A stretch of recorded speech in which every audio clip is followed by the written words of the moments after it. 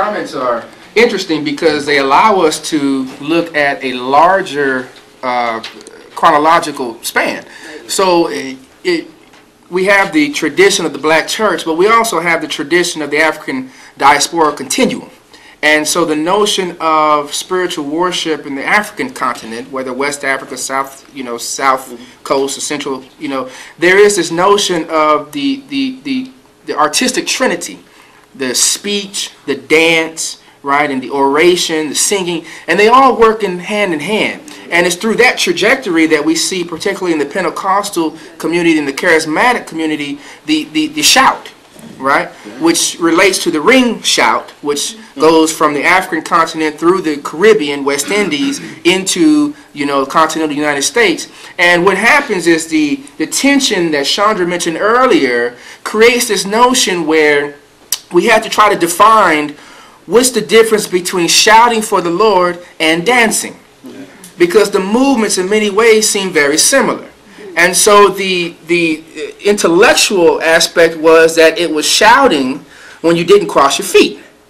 So the notion of the religious shout and the difference between the religious shout and the dance is that you didn't cross your feet. Now when you go back into your mind, before you got to Boston or before whatever, when you saw Big Mama getting her shout on, Big Mama didn't cross her feet. And somehow she knew not to do that. And it's this cultural memory that gets passed on that we don't talk about. So the educational framework goes multiple ways. It's not just training our young people in terms of the sensibility, but it's also going up to train our elders and have this multi-generational conceptual approach to what does it really mean to understand the significance of all of these little pieces within the black church. Right? All these little pieces. We do the Gloria Patria, the doxology. Most folks don't know what it means, let alone what the words are. That's right. Well, we do. That's the truth. That's the very truth. We get to there and we find this phrase, right? And we don't know what it is.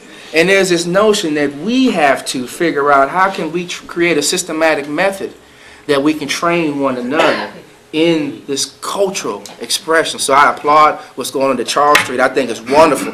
I think every congregation should have some sense of workshop or some kind of training internal, because every congregation has their own liturgy. Every congregation has their own approach to how we worship in this space, in this vineyard, in this household. And I think we need to take the time to train our people, not just the leaders, but everybody, so that they know the significance of what's happening, why it's happening. When does it happen? Why does it happen when? So we have a lot of work to do. Pastor, you said it all.